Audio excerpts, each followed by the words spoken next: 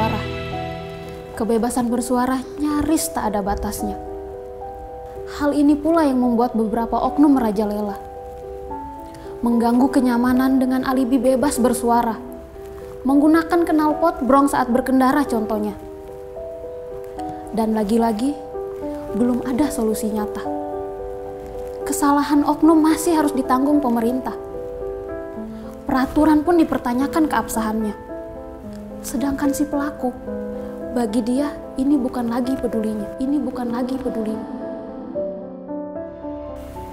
Knalpot brong, tren yang meresahkan umat beragama maupun tidak. Fenomena memodifikasi kendaraan bermotor sudah menjadi tren yang terjadi di kalangan anak muda saat ini. Dan salah satu tren yang paling sering kita temui di kalangan anak muda adalah memodifikasi knalpot brong. Padahal di undang-undang sudah sangat jelas ada aturannya gimana menggunakan kendaraan bermotor yang baik. Undang-Undang Pasal 285 Ayat 1 sudah jelas, setiap orang yang mengemudikan sepeda motor di jalan yang tidak memenuhi persyaratan teknis dan layak jalan, yang meliputi kaca spion, klakson, lampu utama, lampu rem, lampu petunjuk arah. Namun pada kenyataannya, undang-undang tentang penggunaan kendaraan bermotor ini masih tidak sesuai dengan fakta di lapangan. Motor modifikasi masih sangat banyak di Indonesia dan peraturan tentang spesifikasi modifikasi teknis secara detail masih sangat simpang siur. Maka dari itu telah hadir di studio bersama saya ada Bapak Jackson Hermes dari Pansos. Ya, dari Pansos, pengamat sosial. Pengamat sosial. Dan telah hadir bersama saya dan Pak Hermes. Di sini juga ada Bapak Rustam. Ya. Beliau ada ketua KPK Brong. Ya, betul. KPK Brong itu komunitas pengguna knalpot brong. Ya. Oke ya. Pak, ini kita langsung masuk ya ke topik. Saya rasa undang-undang ini udah cukup jelas ya, yang mengatur tentang kendaraan bermotor di Indonesia. Tapi di lapangan itu, ya Bapak bisa lihat sendiri masih banyak pengguna motor dengan knalpot brong ini. Itu sebenarnya sosialisasinya yang kurang ke masyarakat atau gimana ya Pak? Jadi sebenarnya kalau kita bicara soal sosialisasi, sebenarnya sosialisasi di Indonesia ini tentang tapi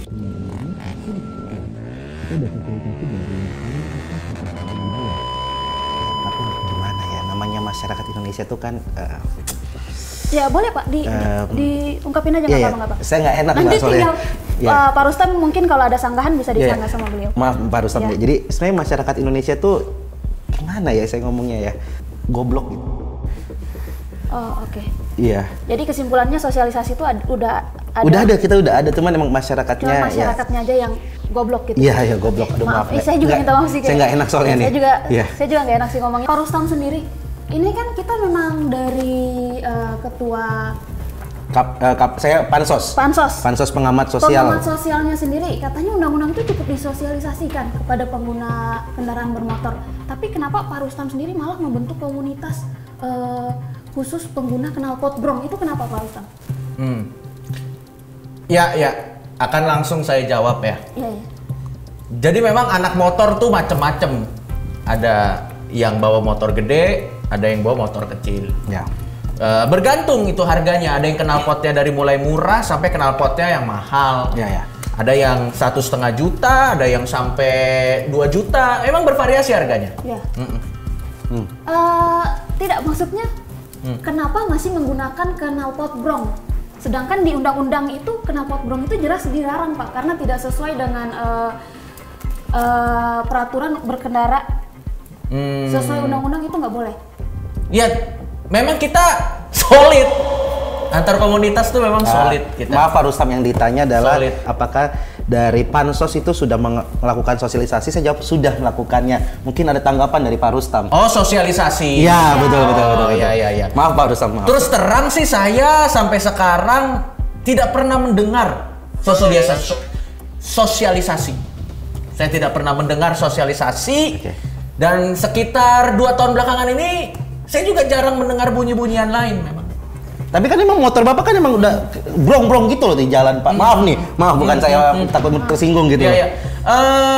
Yang jelas sih kalau balik lagi ke sosialisasi di UU, di undang-undang itu nggak ada kata brong. Iya Pak, nggak ada. Tapi bukan hal spesifik harus Sepi ditulis. banget sih ini. Sederhana. Enggak Pak, saya tadi Ini udah lagi jawab. bicara, Pak. Saya udah jawab bahwa di undang-undang emang tidak ditulis secara jelas bahwa ada kata brong itu nggak ada Pak. Maaf Pak. Dan juga knalpot kami tidak merugikan. Tidak merugikan knalpot kami. Kami juga walaupun knalpotnya brong, kalau lewat jalan pilih-pilih. Nah, Kami tidak pernah lewat rumah sakit jantung. Iya takutnya kan. Brong 2 meninggal. Iya betul. Brong 3 meninggal. Iya betul. Kami juga tidak sakit jantung. Iya. Tapi maksudnya Sahur pun kita brong. Sahur. Betul. Iya, tapi maaf Pak. Tapi bukan. Apa susahnya? Tapi maksudnya kan sebenarnya merugikannya banyak loh. Ini dari pengamatan Mungkin kami ya. yang menguntungkan cuma itu. Bisa membangunkan orang sahur atau Bapak tidak lewat di depan rumah sakit jantung. Betul. Tapi motor Bapak itu kan sering Bapak gunakan dalam Iya, komplek. merugikan loh Pak. Maksudnya gini Pak Rustam, maaf. Selama ini tidak pernah ada yang manggil-manggil saya. Yang ngomelin saya tidak pernah dengar ada orang-orang yang marah-marah tapi sama faktanya saya. di lapangan Pak, maaf sebelumnya nih Pak, banyak hal yang dirugikan, ada asap, polusi, bising, itu suara knalpot Bapak itu emang. Ya salah orang kenapa bernafas? Bukan Pak, bising Pak, polusi Pak. Saya tidak pernah mendengar. Suara motor saya itu kecil. Suara saya juga kecil. Masalahnya di mana? Maaf aja. Saya ini sudah miskin. Masa naik motor nggak boleh? Intinya knalpot brong tidak merugikan masyarakat dan kesehatan. Maaf Pak. Tidak ada buktinya. Iya, maaf Pak. Maaf, Pak. Itu mungkin pendapat Bapak, maaf Mbak Priska Iya. juga ya. Maaf, itu mungkin pendapat Bapak, Bentar, tapi Bang. saya Ini ada kamu video. kenapa mulutnya gerak-gerak nggak ada suaranya? Saya dari tadi ngomong, Bapak jangan meremehkan saya. Maaf sebelumnya Pak, saya takut menyinggung Bapak, tapi saya ada video Pak. Saya ada video kami dari Pansos Harmis, pengamat sosial hari Kamis, membawa bukti bahwa ini ada video di mana Pak Rustam dan kawan-kawannya naik motor dengan suara yang kencang. Oke, kita bisa lihat videonya. Ya.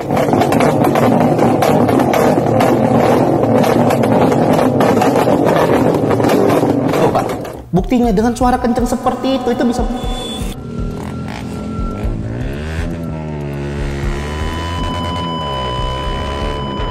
Itu bisa merugikan kesehatan Pak. Apa? Dengan suara motor seperti Bapak, maaf nih, itu bisa merugikan kesehatan dari Bapaknya sendiri maupun orang-orang di sekitar Bapak. Gimana?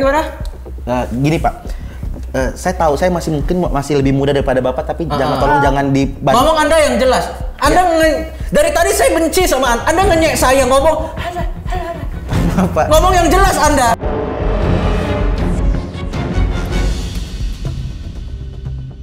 Bukan, ini kan Bapak bilang tadi mempengaruhi kesehatan, tidak mempengaruhi kesehatan, tapi jelas-jelas di video itu mempengaruhi kesehatan. Bapaknya mungkin nggak bisa mendengar atau masyarakat yang lain pun jadi merasa berisik, Pak.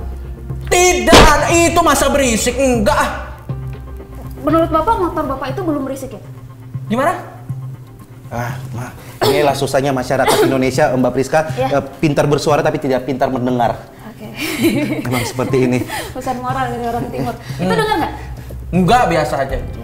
Tolong bilang, sampaikan maaf nih Pak, sampaikan ke teman-teman Bapak bahwa kalau pengen gaya-gayaan, funky-funkian, tidak dengan cara berisik di jalan, teriak-teriak di jalan.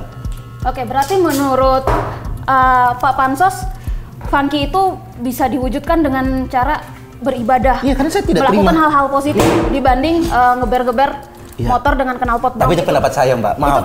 Saya takut semua tersinggung, Mbak. Karena menurut Pak Rustam kan dengan dia bergaya seperti itu dia funky gitu kan. Tapi menurut Pak Pansos sendiri funky yang sebenarnya adalah funky yang taat sama agama, taat orang tua, rajin ibadah, itu lebih bagus daripada hanya geber-geber motor di jalan. Oke, untuk itu kita akan mengundang tamu kita lagi nih. Ini salah satu orang yang cukup rajin beribadah. Langsung kita sambut saja Pak Yeri Jafar. Selamat datang Pak Yeri, terima kasih sudah datang. Oke, sebelum ke Pak Yeri, saya ingin menyampaikan ada berita yang katanya bengkel di Citayam dalam satu hari, ini dari Dadang Bengkel di Citayam dalam sehari itu bisa mengerjakan 7 motor dengan knalpot brong. Saya kenal sama Dadang. Dia ada nama panjangnya. Siapa tuh, Pak? Dang. Dang. Oke, Pak Yeri sendiri, ini kan kita dalam sehari aja nih ya, ini dari satu bengkel, dari satu bengkel udah menghasilkan 7 motor dalam sehari, kurang lebih segitu. Berarti ya memang fenomena ini nggak bisa diperkecil. Emang tren memodifikasi knalpot motor Bronc ini ya tidak bisa terkendalikan lagi gitu. Terima kasih Mbak siapa? Priska. Mbak Priska. Ya. Sebelumnya saya ini kan tokoh agama. Okay. Kenapa saya dikasih data soal Dadang tadi? Apa hubungannya dengan saya? Kan tidak ada hubungannya. Oke? Ya. Tapi kalau pendapat saya, barang siapa yang menyalakan knalpot Bronc itu telah menzolimi telinga orang lain. Karena apa? Itu mengganggu. Oke? Mengganggu orang yang sedang istirahat, yang sedang beribadah. Jadi menurut saya, orang yang pakai knalpot Bronc itu zolim. Zolim itu perbuatan siapa? Dajjal.